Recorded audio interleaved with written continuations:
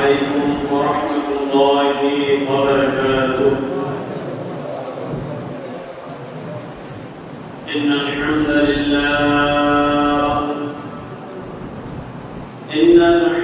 لله نحمده ونستعينه ونستغفره ونؤمن به ونتوكل عليه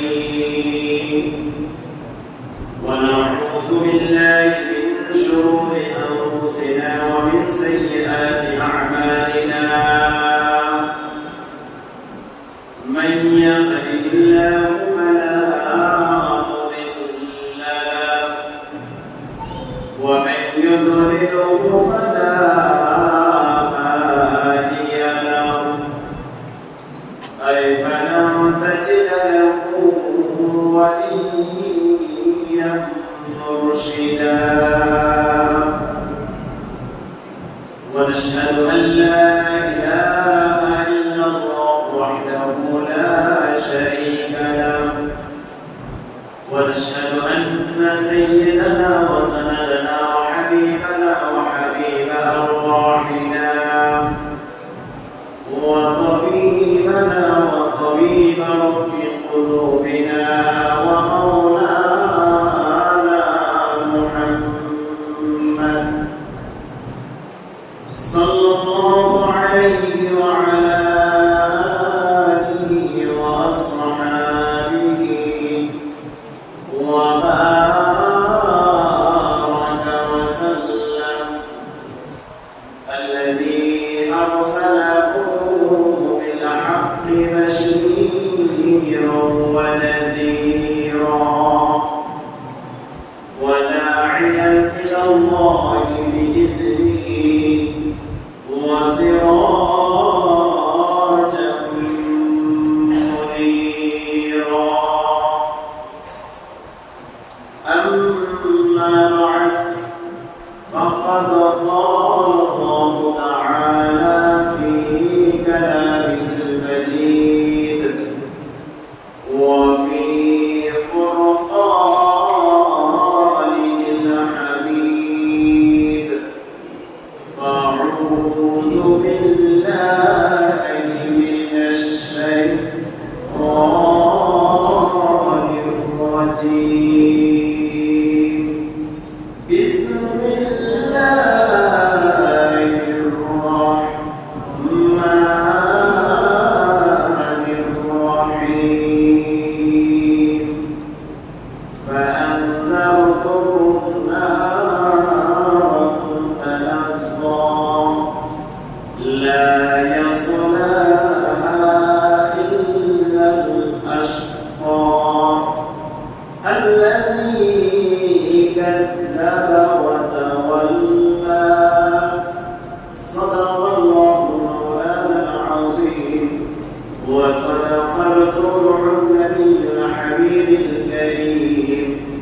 ونحن على ذلك من الشاهدين والشاكرين والحمد لله رب العالمين. وقال تعالى في شان حبيبه مخبرا وآمرا. إن الله وملائكته يصلون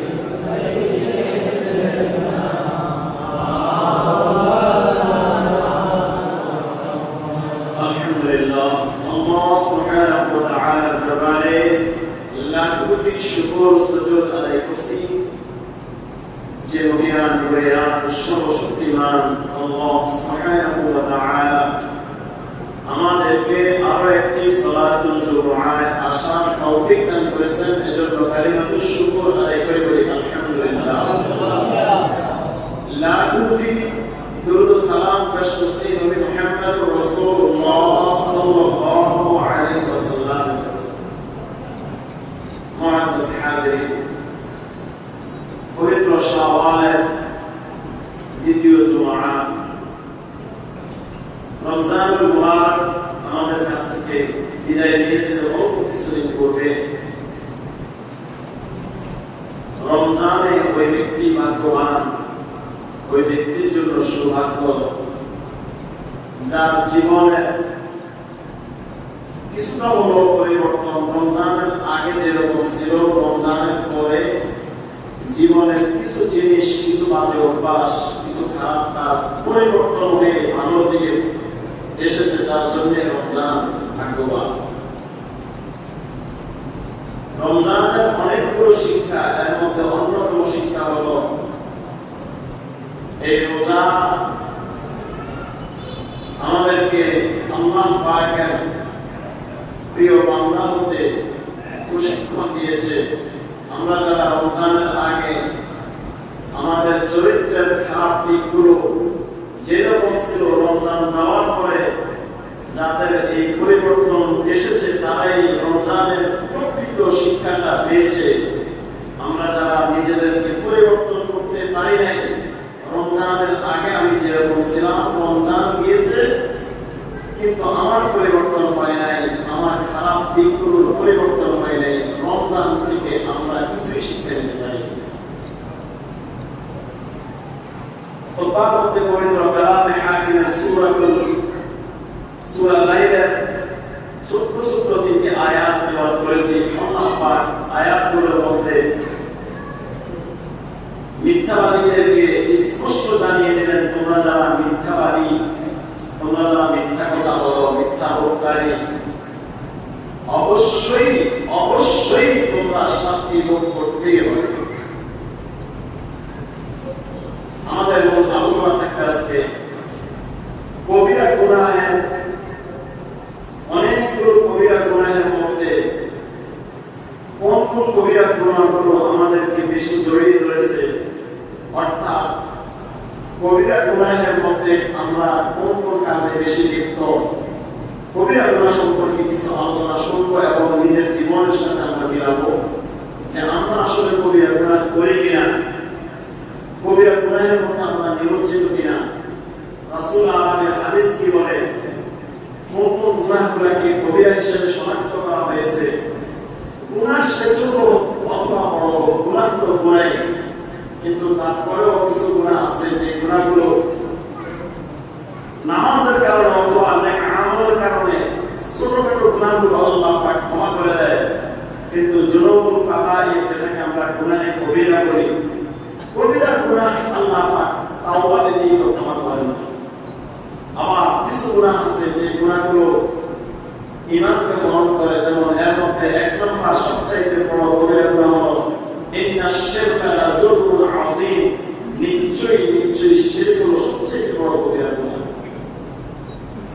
তো আমরা যে গুনাহ কবিরা, যে গুনাহগুলো আমরা করি, আমাদের কাছে মনে হতে পারে এই কবিরা গুনাহগুলো আসলে কবিরা গুনাহ না, এজন্য আমরা অহরহ করি।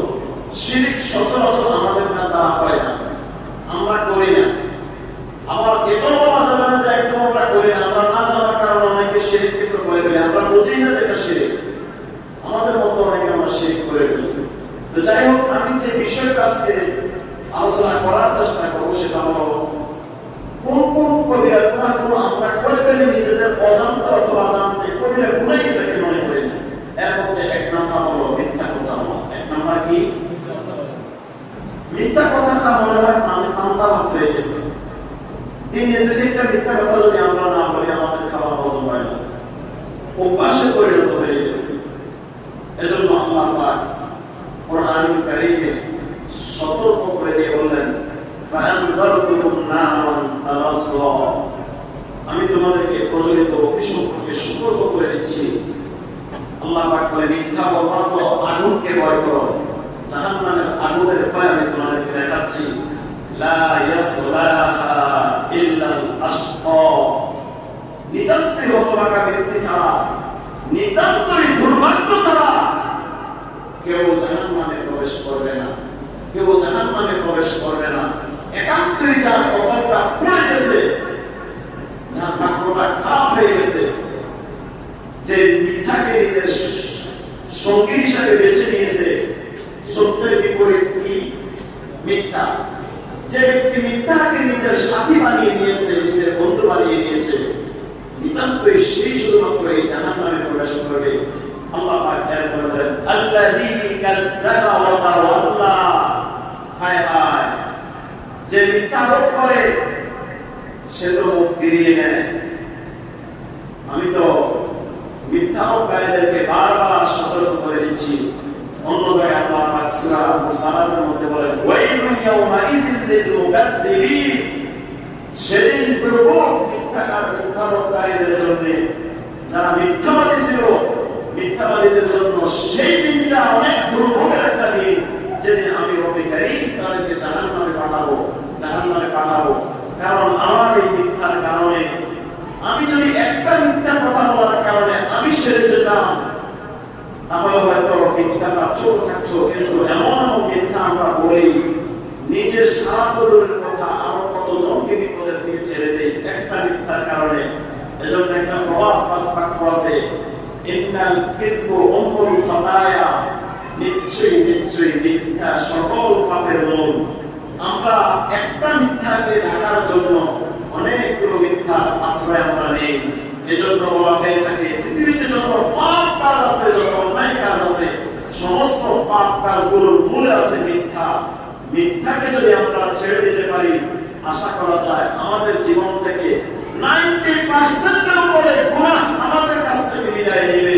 যদি কেউ জিজ্ঞেস করে আজকে ফজরের নামাজ আদায় করেছো, আমি যদি তাকে মিথ্যা না বলি, আমি যদি বলি সত্য যে আমি ফজর আদায় করেছি, আমি তো প্রকৃতি আদায়কারী হতে হবে। আর যদি আমি বলি না আমি আজকে আদায় করি নাই, যদি সত্য কথাই বলি, যদি আমি প্রকৃতি আদায়কারী না হই, আমি যদি বলি যে না আমি তো আদায় করি নাই, ওই ব্যক্তির নিকট আমার লজ্জা হবে, নিজের কাছে লজ্জা হবে, পরের দিন ঠিক আমি নামাজে আসবো। এজন্য বলা হয়েছে ইন্নাল কিসবু উম্মুল খাতায়া, মিথ্যা সকল পাপের মূল। মিথ্যাকে ছেড়ে দাও, মিথ্যা সঙ্গীকে তুমি সরিয়ে দাও, মিথ্যাবাদীকে নিজের বন্ধু বানিও না। জীবন থেকে 90% এর উপরে তোমার গুনাহ চলে যাবে, গুনাহ তোমার কাছে আসবে না, গুনাহ স্পর্শ করবে না। যদি নিজের বিবেককে একবার আমরা প্রশ্ন করি, হায় হায় আমি তো অ্যান্ড্রয়েড সেট চালাই, একদিন আমি কি পরিমাণ আমার রবের জিকির করেছি, একদিন আমি কি পরিমাণ প্রিয় নবীর উপর দরুদ ও সালাম পেশ করেছি। আলহামদুলিল্লাহ, একটা কথা মনে হয়ে গেছে, এই সপ্তাহে গত 3-4 দিন আগে আমার এক ভাই এই সুরপুর সমাজের এক ভাই বলল যে হুজুর আমার বাবার জন্য দোয়া করবেন। আমার বাবার একটা চাকরি আমি দিয়েছি। বললাম কি চাকরি? ছেলে বাবা কি চাকরি দিতে? বলে আমার বাবাকে আমি চাকরি দিয়েছি দৈনিক 4,000 অথবা 5,000 বার দরুদ শরীফ পড়বে। তো বললাম আর কি কাজ? বললেন আমার কাজ এটাই, দৈনিক 4,000 সম্ভবত বলছে অথবা 5,000 বলছে, সংখ্যাটা বলে গেছি, 4,000 অথবা 5,000 বার দরুদ শরীফ পড়বে। আর ওনাকে বলছি শুধু আমার জন্য দোয়া করার জন্য। ওনার বেতন হলো প্রতিদিন কোনোদিন 300, কোনোদিন 400, কোনোদিন 500। আলহামদুলিল্লাহ বলেন না? বাবা এখন রিটায়ার্ডে আছে। বাবা অসুস্থ ছিল, কর্ম করতে অসুস্থ হওয়ার কারণে কর্ম ছেড়ে দিয়েছে। ছেলে বাবাকে কাজ দিয়েছে, চাকরি দিয়েছে। ওই বাবা কত সৌভাগ্যবান, ওই সন্তান কত সৌভাগ্যবান। ওই যিনি বলছেন উনি ওই মসজিদের মুসল্লি, যে বাবার কথা বলতেছি বাবা এই মসজিদের মুসল্লি। আলহামদুলিল্লাহ বলেন না কেন? বলতেছিলাম অ্যান্ড্রয়েড সেট আমরা চালাই, দৈনিক কত হাজার বার আমরা গুনাহে কাবিরা করি। যত আমরা অ্যান্ড্রয়েড সেটের এটাকে কি বলে, এই সোশ্যাল মিডিয়াতে আমরা যতবার ঢুকি, খারাপ ছবি মেয়েদের ছবিকে আসে না, আমরা কতজন খারাপ ছবি দেখার সাথে সাথে ছবি পাল্টাই অথবা স্ক্রিপ্ট আমরা করি। কিন্তু ঠিকই তো আমার আপনার গুনাহ হচ্ছে। একবার কি আমরা কল্পনা করেছি আজকের দিনে আমি আমার রবের জিকির কতবার করলাম, আমি নবীর উপর কতবার দরুদ পড়লাম, আমি কয়টা গুনাহ করেছি আর কয়টা নেক আমল করেছি? এই হিসাব তো আমরা রাখি না। গুনাহ আমাদের হচ্ছে। এজন্য বলতেছিলাম সম্মানিত হাজিরিন, যারা মিথ্যা কথা বলে এমন কোন ব্যক্তিকে নিজের সাথী নির্বাচন করা যাবে না। কেন যাবে না? আল্লাহ নিজে নিষেধ করে দিলেন যে তোমরা কখনো মিথ্যুক অনুসরণ করিও না। ফালা তুতিবিল মুকাজ্জিবিন, আল্লাহ পাক বলে দিলেন তুমি মিথ্যাবাদীদেরকে অনুসরণ করিও না, অনুকরণ করিও না। যারা মিথ্যাবাদী, যারা মিথ্যা কথা বলে তাদেরকে বন্ধু হিসেবে নির্বাচিত করিও না। এবার আল্লাহ সুবহানাহু ওয়া তাআলা মিথ্যাবাদীদেরকে মিথ্যা কথা বলতে তিনি নিষেধ করেছেন। কিভাবে?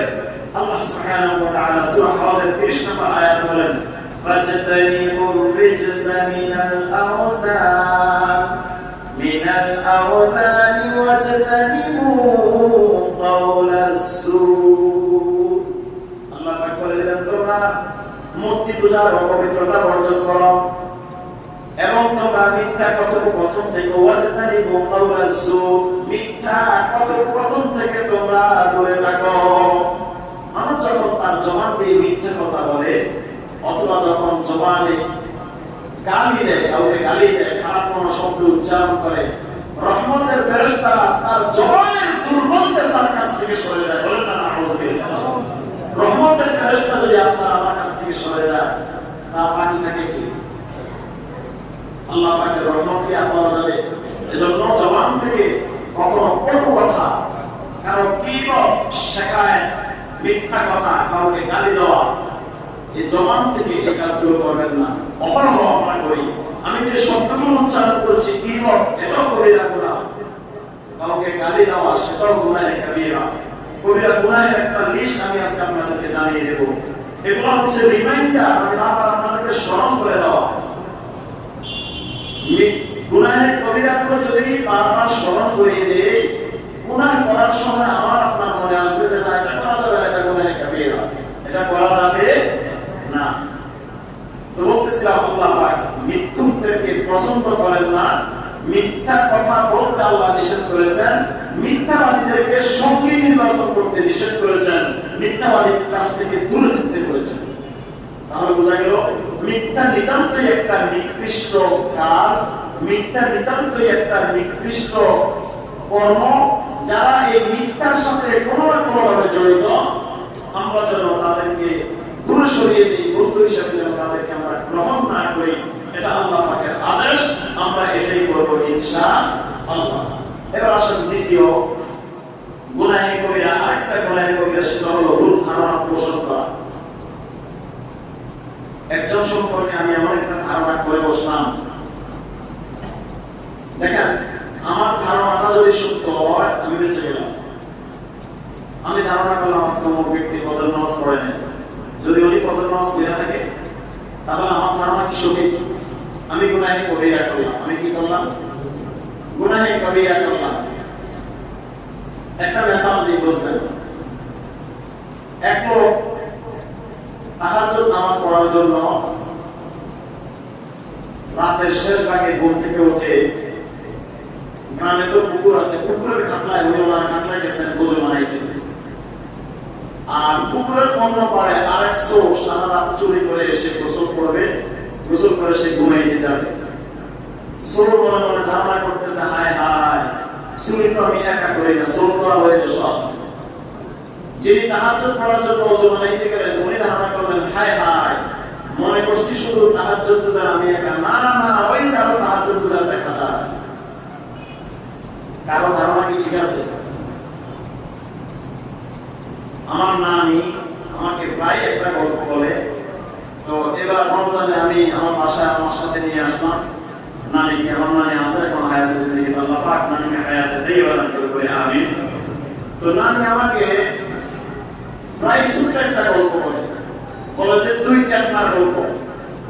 কয় টাকা? আলোচনার মাঝখানে এই টাকার এক্সাম্পল দিলে আলোচনার সাথে মিলবে।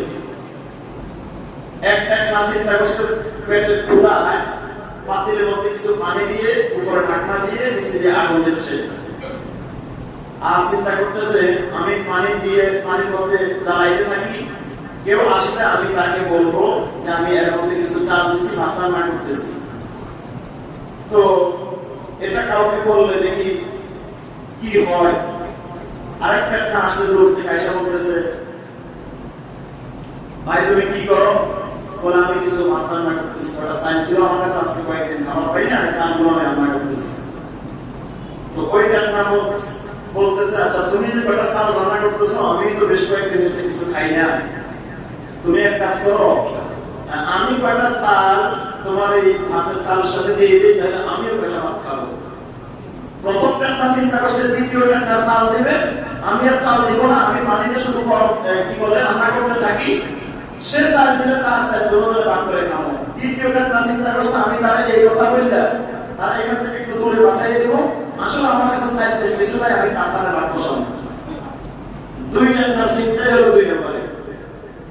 প্রথম টাকা বলছে আমি ভাত রান্না করতেছি, দ্বিতীয় টাকা বলতেছে আচ্ছা ঠিক আছে তুমি ওই কটা লাকড়ি নিয়ে আসো, আমি এই কটা চাল দিয়ে তোমার এগুলোর সাথে দিয়ে দিই, তাহলে আমরা দুজন ভাগযোগ করে খাবো। প্রথম টাকা চিন্তা করছে ঠিক আছে এটাই শুধু, আমি লাকড়ির জন্য চলে যাই, এখান থেকে কটা চাল দিয়ে এনে দিবে, তার ভাত হয়ে যাবে, দুজনে খেয়ে যাবো। দ্বিতীয় টাকা করলো কি প্রথম টাকা লাকড়ির জন্য পাঠাইলো, দ্বিতীয় টাকা চিন্তা করছে আর চাল না দেওয়ার দরকার নাই, কত চাল দিছে এটাই রান্না করতে থাকি। রান্না শেষ, পানি শুকিয়ে গেছে, লাকড়িও শেষ, পাতিল কি ভাত আছে। এই হচ্ছে দুই টাকার অবস্থা। আমাদের সমাজে কিছু মানুষের অবস্থা হচ্ছে, আলোচনাটা পরে করবো তাহলে মিলবে আপনাদের সাথে আমাদের সাথে, আমার সাথেও কিন্তু আমি তো মানুষ, আমি মানুষ না, আমার দ্বারাও তো গুনাহ হয়, আল্লাহ পাক ক্ষমা করে দিন আমাদেরকে, আমাদের সবাইকে আল্লাহ পাক ক্ষমা করে দিন, আমাদের জানাও ভুল হয় অজানাও ভুল হয়। আমাদের অবস্থা হচ্ছে আরেকটা উদাহরণ দিই আমাকে দিয়ে, তাহলে আপনারা গায়ে করবেন না।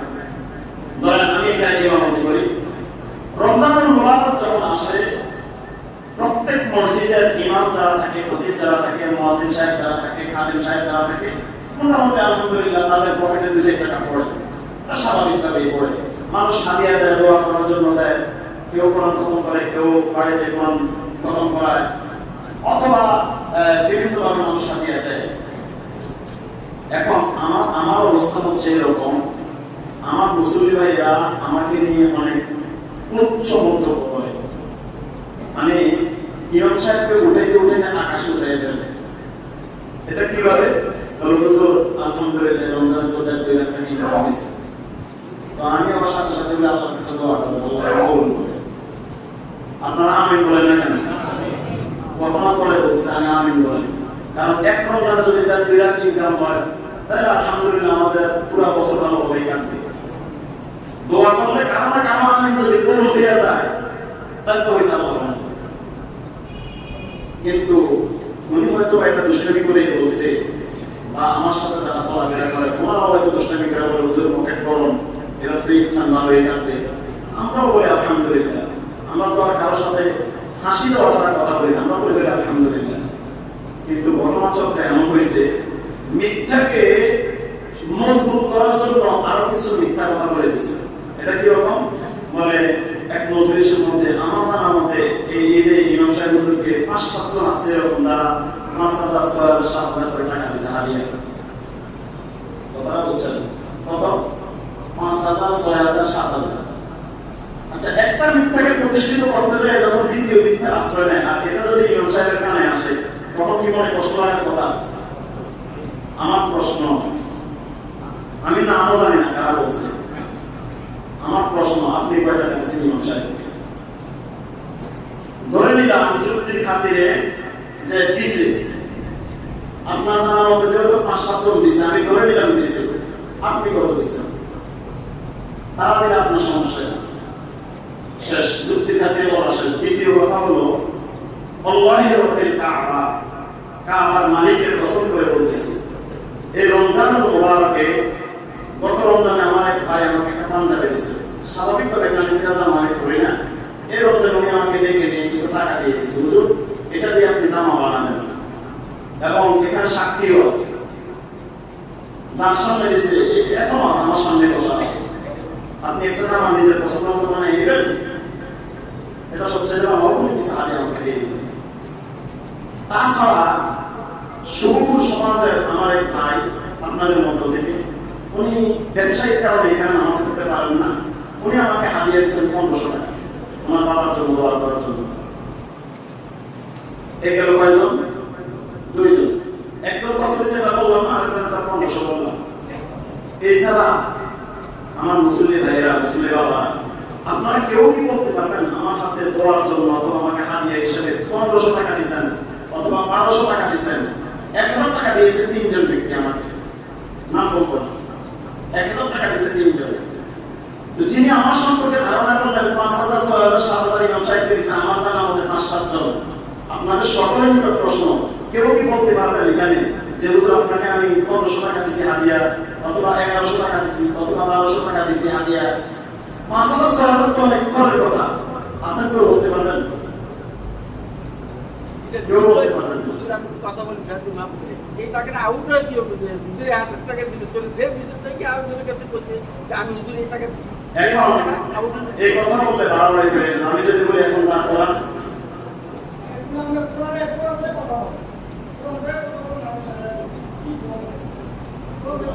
কোরআন থেকে বলতেছি, আজকের যে আলোচনার বিষয় এটা হলো ভুল ধারণা।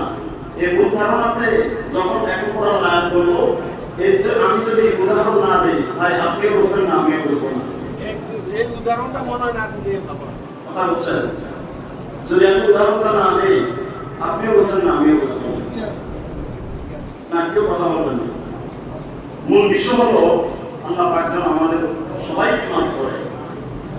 আমরা তো মনে করেন আল্লাহ পাকের ঘরের খেদমত করে আমরা খাবেন, আমরা সবাই আল্লাহ পাকের ঘরের খেদমত করি, কিন্তু যখন কোন একটা মিথ্যাকে জোর দিয়ে প্রতিষ্ঠিত করা হয় কষ্ট লাগে নিজের কাছে। এই জন্যই উদাহরণগুলো নিয়ে আসা। আল্লাহ পাক আমাদেরকে হেফাজত করুন। ভুল ধারণা অধিকাংশ ধারণা ভিত্তিক চলে, এজন্য আল্লাহ পাক কোরআনুল কারীমে তিনি তাকিদ দিয়ে বললেন কখনো সত্য সঠিক জ্ঞান কাউকে দিতে পারেন। আল্লাহ বলেন ইন্নাতাবিউনা ইল্লা যান্না, তারা শুধু অনুমানের অনুসরণ করে, ওয়া ইন্না যান্না লা ইউগনি মিনাল হাক্কি শাইআ, অথচ সত্যের মোকাবেলায় অনুমানের কোনো মূল্য নেই। এটা কার কথা? আল্লাহ পাকের কথা। যারা শুধু অনুমান করে চলে, এই অনুমানটা সত্যের কাছে দাঁড়াও নাই, কাছে দাঁড়াও আসবে না। এরপর আল্লাহ সুবহানাহু ওয়া তাআলা বলেন যারা অনুমান ভিত্তিক সিদ্ধান্ত গ্রহণ করে, এই অনুমান ভিত্তিক সিদ্ধান্ত গ্রহণকারীরা ধ্বংস হয়ে যাবে। আল্লাহ পাক সূরা যারিয়াতের মধ্যে বলেন উতিলাল ফাররাসুল, আল্লাহ সুবহানাহু ওয়া তাআলা বলেন তারা ধ্বংস হবে যারা শুধু অনুমানের উপর নির্ভরশীল। উতিলাল ফাররাসুল, উতিলাল ফাররাসুল। এখন দেখেন এই অনুমান ভিত্তিক আমরা কেউ যদি কাউকে কোনো কথা বলি, সঠিক হয়ে গেলে আপনারও গোনা নেই, আমারও গোনা নেই, কিন্তু যদি সঠিক না হয় আল্লাহ পাক বলেন সে ধ্বংস হয়ে যাবে। এজন্য আল্লাহ পাক যেন অনুমান ভিত্তিক কথা বলা থেকে আমাদেরকে হেফাজত করে বলি আমিন। সম্মানিত হাজিরিন, এরপর আসেন কবিরা গুনাহের ব্যাপারে রাসূল করিম সাল্লাল্লাহু আলাইহি ওয়াসাল্লাম থেকে একাধিক সাহাবী হাদিস বর্ণনা করেছেন। সর্বপ্রথম আমরা হযরত আবু হুরায়রা রাদিয়াল্লাহু তাআলা আনহু